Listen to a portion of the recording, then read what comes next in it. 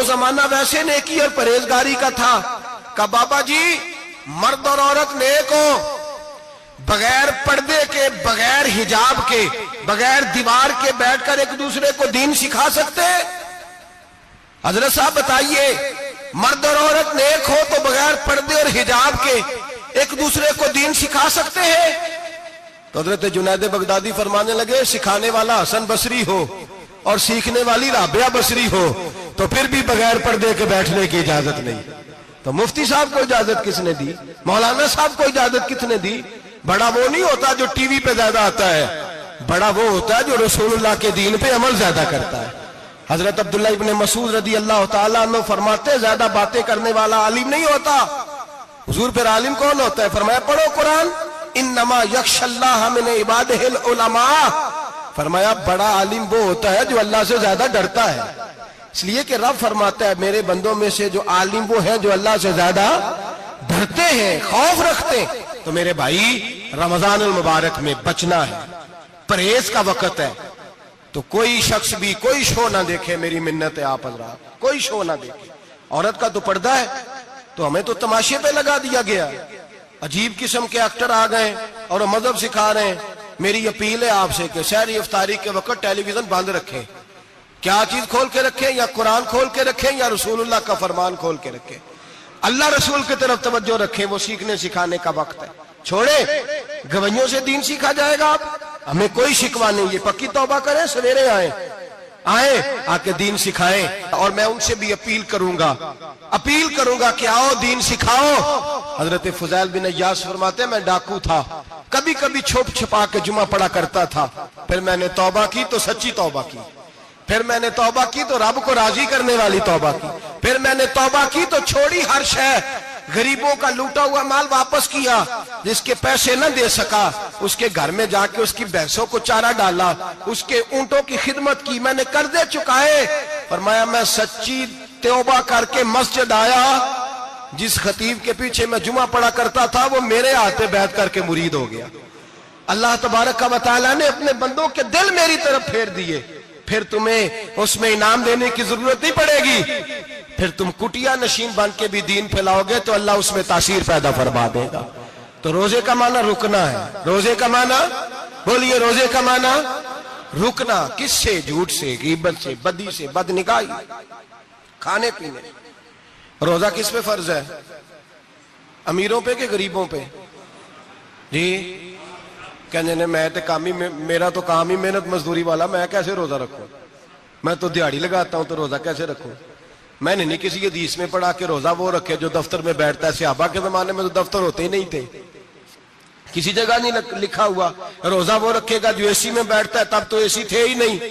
حضرت ابو بکر صدیق رضی اللہ تعالیٰ عنہ سے لے کر جناب بلال تک سارے اپنے ہاتھ سے کام کرتے، سارے اپنے ہاتھ سے کام کرتے، سارے۔ حضرت عمر فاروق رضی اللہ تعالیٰ عنہ خلیفہ وقت ہونے کے باوجود مال غنیمت کے اونٹ چرنے جاتے تھے تو چراگاہ میں چھوڑنے میں جاتے تھے، لینے بھی آتے تھے واپس۔ سارے لوگ اپنے ہاتھوں سے مشقت والے کام کرتے، حضرت بلال مزدوری کرتے، سلمان فارسی مزدوری کرتے، مقداد مزدوری کرتے، صحابہ مزدوریاں کرتے، روزے رکھتے۔ اور رمضان کے جانے کا وقت ہوتا تو در رسول پہ کھڑے ہو کے عرض کرتے محبوبہ دل نہیں بھرا، دل کرتا ہے کبھی رب سارا سال ہی روزے عطا کرے، سارا سال رمضان دے تو ہم سارا سال روزے رکھنے کو تیار ہیں۔ جذبہ تھا، طاقت تھی، ہمت تھی۔ آج نوجوان لڑکا ہے کہتا ہے مجھ سے بھوک برداشت نہیں ہوتی۔ میرے بھائی رب بیماری لا دینا، اللہ سے دعا مانگے اللہ شفائیں عطا فرمائے، اور دعا کریں اللہ آزمائش سے محفوظ فرمائے۔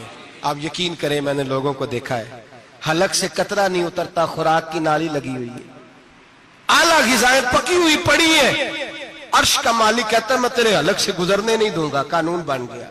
میں نے دیکھا ہے ڈرپ پہ لوگ زندہ ہیں، بوتل لگی ہوئی ہے گلوکوز کی، گزارا چل رہا، اعلیٰ غذائیں پڑی ہیں، لاکھوں روپیہ تجوری میں پڑا ہے۔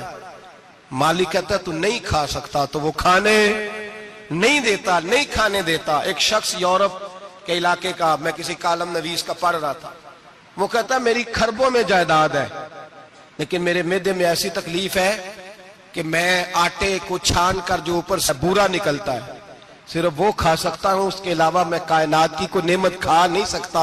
اور میرے بھائی وہ جب چاہے تو بڑے بڑے کھانے کھانے سے تجھے روک دے، تیرے دانت چبانے کے قابل نہ رہے، زبان نگلنے کے قابل نہ رہے، معدہ تیرا ہضم کرنے کے قابل نہ رہے، وہ جب چاہے تو جو مرضی کر لے۔ وہ کہتا چل تو میری مرضی پہ چلنا، 1 مہینہ میرے کہنے پہ نہ کھا، 1 مہینہ میرے کہنے پہ نہ کھا، تو یا اللہ تو کیا کرے گا؟ فرمایا صوم تصحو، میرے نبی پاک نے فرمایا تم روزے رکھو، اللہ تمہیں صحت عطا فرما دے گا، اللہ تندرستیاں دے دے گا، شفائیں دے دے گا۔ تم روزے رکھو، اللہ تمہیں، سبحان اللہ، اللہ تمہیں، اللہ طاقت دیتا ہے، ہمت دیتا ہے، اللہ ہمت دیتا ہے۔ میں نے دیکھا ہے، میں نے بزرگوں کو دیکھا ہے، ضعیف لوگوں کو دیکھا ہے، کمزور لوگوں کو دیکھا ہے، میں نے دیکھا ہے روزے رکھتے ہوئے، مزدوروں کو دیکھا ہے روزے رکھتے ہوئے۔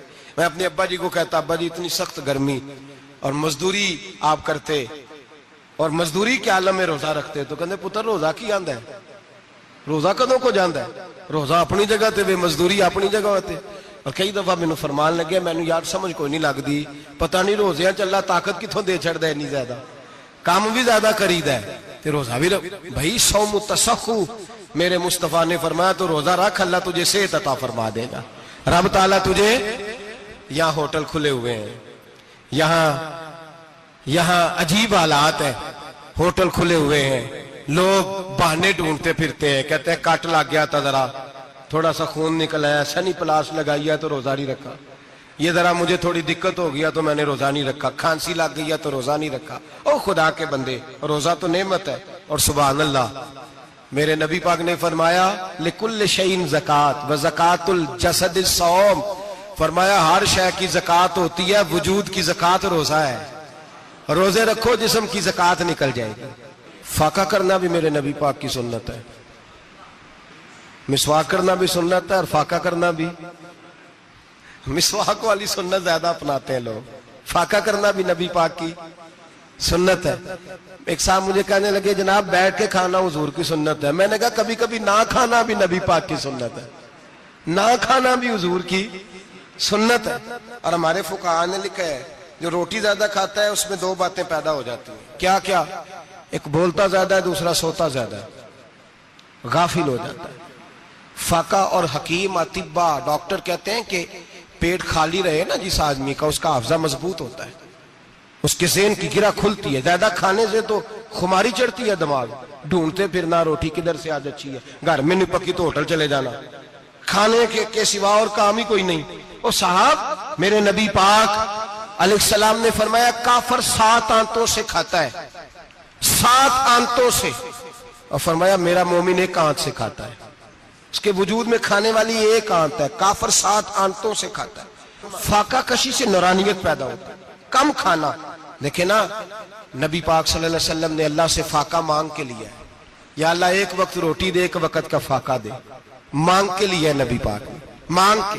حضرت ابو ہریرہ رضی اللہ تعالیٰ عنہ فرماتے ہیں بھوک زیادہ لگتی تھی نا جب مجھے، تو میں حضرت عمر سے، ابو بکر سے، عثمان، مولا علی سے کوئی مسئلہ پوچھ لیتا تھا، اور جب میں مسئلہ پوچھتا تھا تو وہ مجھے روٹی کھلا دیتے تھے، جب میں ان سے مسئلہ پوچھتا تو وہ مجھے، حضرت ابو ہریرہ فرماتے ہیں مجھے بھوک لگی، میں حضرت عمر کے پاس گیا، ان سے مسئلہ پوچھا، ان کا رواج تھا جب میں مسئلہ پوچھتا تو پہلے روٹی کھلاتے۔ ہمارے بزرگ یہ فرماتے ہیں کہ کھانے کھلا کے دین پڑھاؤ، صرف تمہارا کتب خانہ نہیں کھلا ہونا چاہیے، تمہارا دسترخوان بھی کھلا ہونا چاہیے۔ کسی نے نبی پاک صلی اللہ علیہ وسلم سے پوچھا تھا بہترین مسلمان کون ہے؟ حضور نے فرمایا جو سلام لینے میں پہل کرے اور روٹی زیادہ کھلائے، جو روٹی جب ہر وقت فکر کرے آ یار تو روٹی کھا لے، روٹی کھانے کی طرف توجہ دلائے۔ کھلانا سنت ہے، زیادہ کھانا اس میں بھی فرق رکھے۔ تو نبی پاک صلی اللہ علیہ وسلم کے صحابی حضرت ابو ہریرہ رضی اللہ تعالیٰ عنہ فرماتے ہیں میں نے حضرت عمر سے مسئلہ پوچھا، میں نے کہا حضور مسئلہ بتائیں، تو کہتے پہلے ان کی عادت تھی جب میں مسئلہ پوچھتا تو روٹی بھی کھلاتے، آج انہوں نے مسئلہ ہی بتایا ہے، روٹی کوئی نہیں کھلائی۔ تو مجھے کہنے لگے ابو ہریرہ تو سوچتا ہوگا روٹی نہیں اس نے پوچھی، تو نے کب سے کھانا نہیں کھایا؟ میں نے کہا آج صبح سے۔ تو جناب عمر کہنے لگے میں نے کل صبح سے نہیں کھایا۔ چل ابو بکر صدیق کے گھر مسئلہ پوچھتے ہیں، کہتے جناب صدیق اکبر کے دروازے پہ گئے، جا کر کے ان سے مسئلہ پوچھا۔ ان کی بھی عادت تھی جب کوئی مسئلہ پوچھنے جاتے تو دسترخوان بچھا لیتے، کہتے آؤ روٹی بھی کھلاتا ہوں مسئلے بھی بتاتا ہوں۔ کہتے ہیں گئے تو انہوں نے بھی مسئلہ بتایا، روٹی کوئی نہ پوچھی۔ تو کہنے لگے عمر ابو ہریرہ تم لوگوں نے کل پرسوں سے نہیں نہ کھایا ہوگا